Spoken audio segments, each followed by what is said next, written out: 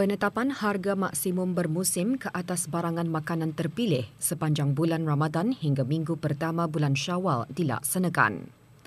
Penetapannya akan dijalankan oleh Jabatan Perancangan Ekonomi dan Statistik JPES, Kementerian Kewangan dan Ekonomi dengan kerjasama Jabatan Pertanian dan Agri Makanan, Kementerian Sumber-Sumber Utama dan Pelancongan.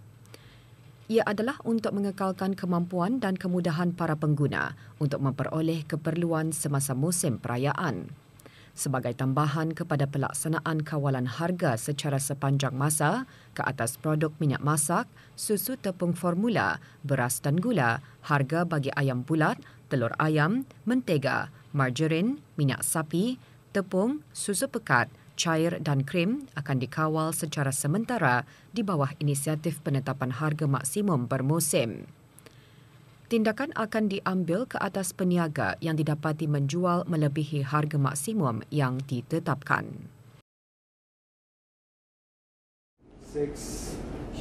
Dengan usianya mencapai 50 tahun, penerbangan Diraja Brunei RB berpotensi menjadi salah sebuah syarikat penerbangan terkemuka dunia.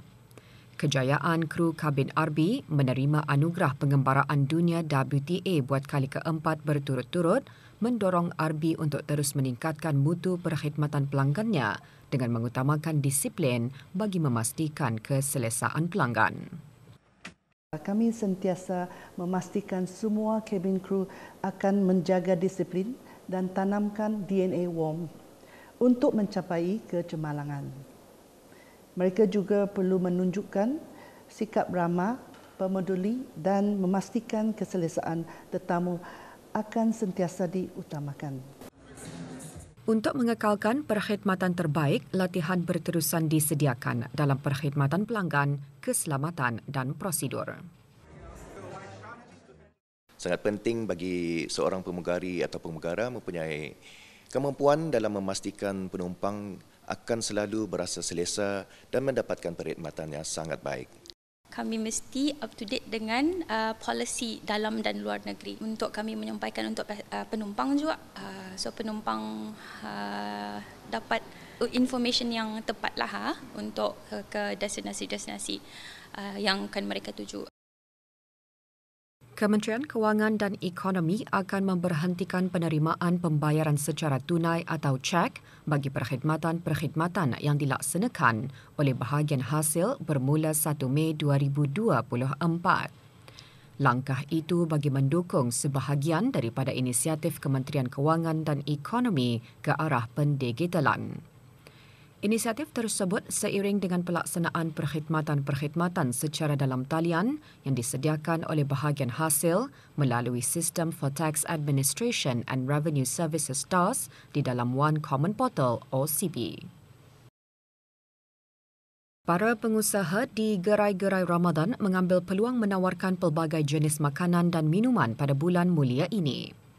Pasar pelbagai barangan gadung antara gerai Ramadan yang menjadi tumpuan orang ramai yang menjual pelbagai jenis juadah berbuka puasa.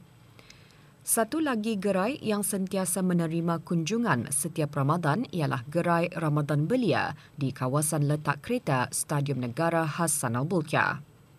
Lebih 200 petak gerai disediakan dengan penyertaan lebih 150 pengusaha. Gerai-gerai dibuka dari pukul 2 petang hingga 7 malam. Orang ramai disaran membawa beg kitar semula, kontena atau air botol sendiri bagi menyokong kempen tanpa beg plastik.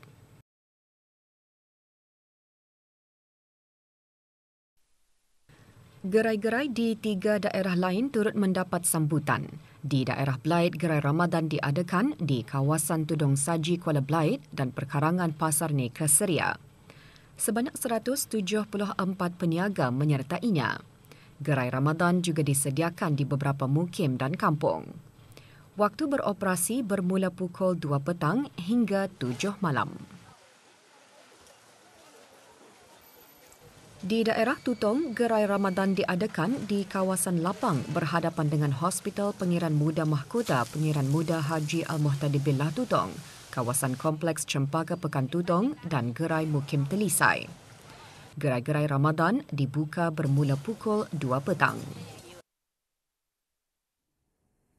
Di daerah Temburong pula, gerai Ramadan diadakan di kawasan Tanah Lapang berhampiran kawasan kompleks Jabatan-Jabatan Kerajaan daerah Temburong. Sebanyak 44 pengusaha menyertai jualan tahun ini.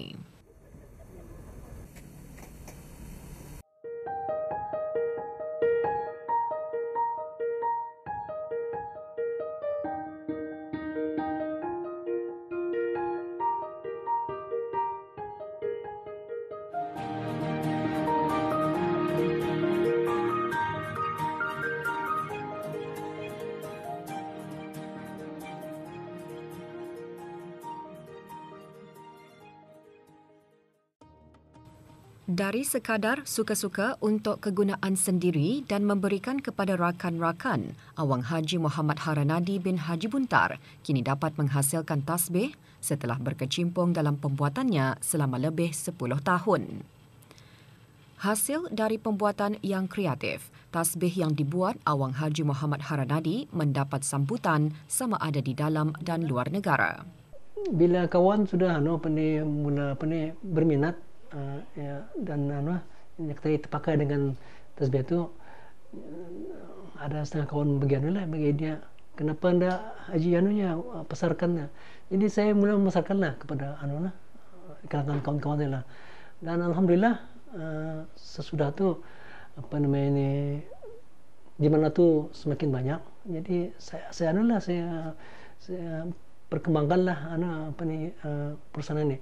Dan alhamdulillah sekarang ni tasbih saya ini bukan saja diminati di dalam negeri, malahan ada juga orang-orang tertentu dari luar negeri buat pesanan tasbih saya ini. Alhamdulillah. Kebanyakan tasbih yang dihasilkan menggunakan kayu-kayuan tempatan yang diperoleh daripada hutan ataupun dibeli di pasaran. Harga-harga yang ditawarkan bagi tasbih yang bercorak, bilangan 33 biji dan 99 biji, berbeza mengikut ukuran biji tasbih serta jenis kayu yang diinginkan oleh pelanggan.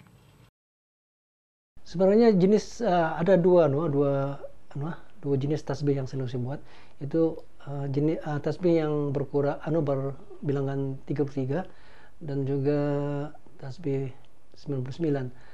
Dan tasbih itu dibuat dengan berbagai bentuk.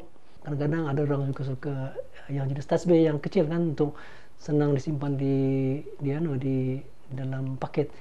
Dan jenis-jenis kayu yang yang selalu saya buat semuanya kayu tempatan. Kayunya ialah kayu bulian, nibong, semala, bidara, apa lagi tu, bermacam-macam lagi lah. Tapi yang paling popular ialah kayu bidara, karena orang percaya kayu bidari mempunyai khasiat tersendirilah. Awang Haji Muhammad Haranadi berharap agar perniagaan tasbih yang dihasilkannya mendapat sambutan yang menggalakkan daripada orang ramai sekaligus memperluaskan perniagaan beliau ke pasaran antarabangsa.